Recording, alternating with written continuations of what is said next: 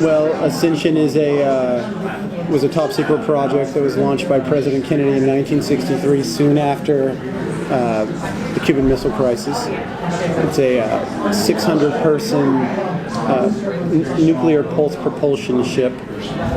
It's over 1,500 feet long, weighs 10 million tons, and is a lifeboat for humanity.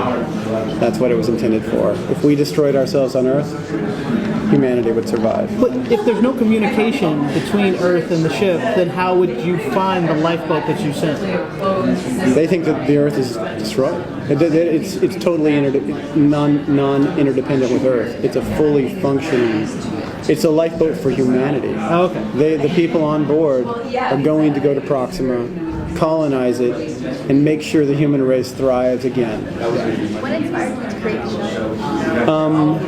I was reading about the Orion project, and I thought it was interesting that this it's kind of a forgotten project, because we all know about the Apollo and Mercury projects, and it was interesting that in the 50s they were planning a space program that could have explored interstellar space right then and there. They had really big dreams, and now everything's so reduced that we can't even link up to the International Space Station. So.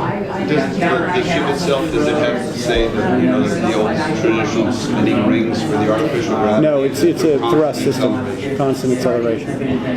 What is wrong with Earth? I mean, what's happening? Why is the program? Well, it was launched in '63, right after we almost, destroyed ourselves. There used to be a thing called the Doomsday Clock, and I think but people don't pay attention to it anymore. But back then they really did. And we were like 1 second to doomsday, or 1 minute right after the Cuban Missile Crisis. And we were prepared to go to war. And actually, the real history of the Orion project was that it was a military. It wasn't NASA. It was military. And so it was top secret, and that's why it's not as well known. But in '63, Kennedy was shown a mock-up of what the project would look like, and it scared the hell out of him. It looked like the Death Star.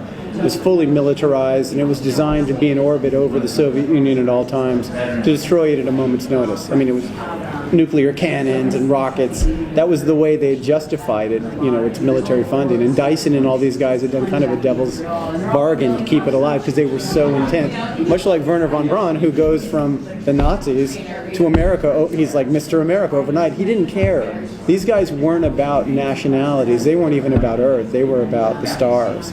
They really had this vision, this dream got a hold of them. And they would work with whoever could help.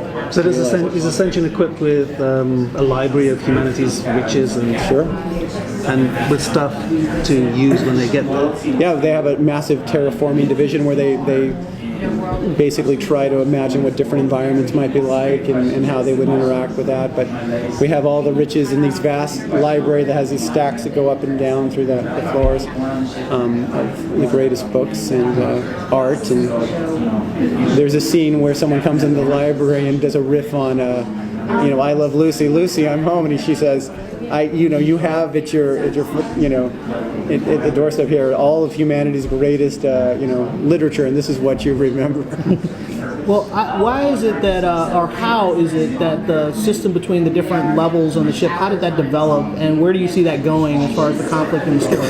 It just developed because I think it seems as if man is a hierarchical animal no matter what, and so people who, were officers or scientists, this thing kind of evolved pretty rapidly where it's not a question of inequality, more about real estate.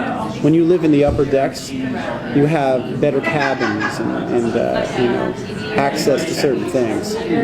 But it's not like living in the lower decks is, some sort of Terry Gilliam dystopia. It's not like that. It's just more workmanlike. Professions essentially evolved into the officers and the professionals, yes.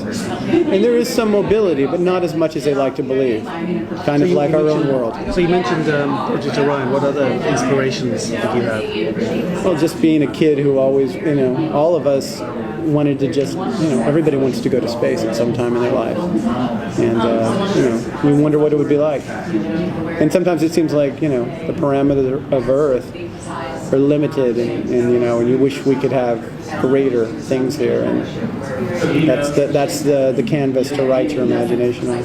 So, who are your scientific advisors? We've had a lot of guys from NASA. I'm surprised how many of them there are in Los Angeles, and some really well-known hard science fiction writers as well.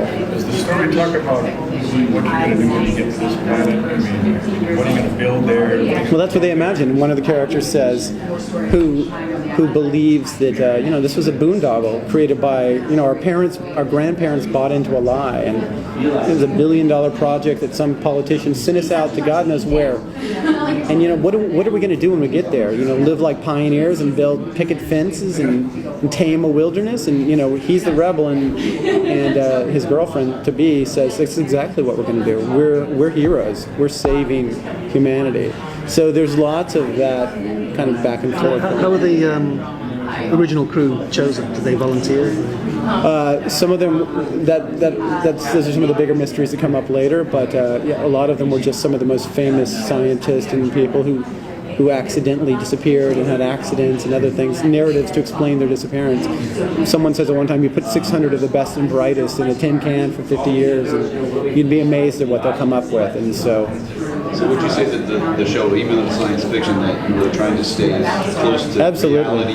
Absolutely. And even in the use of like closed systems and water reclamation systems and animals and all of that, we've always looked at all of that stuff because it's more interesting when it's based on reality. If it's just like push a button and we have food appear in Star Trek, and it's not interesting to me.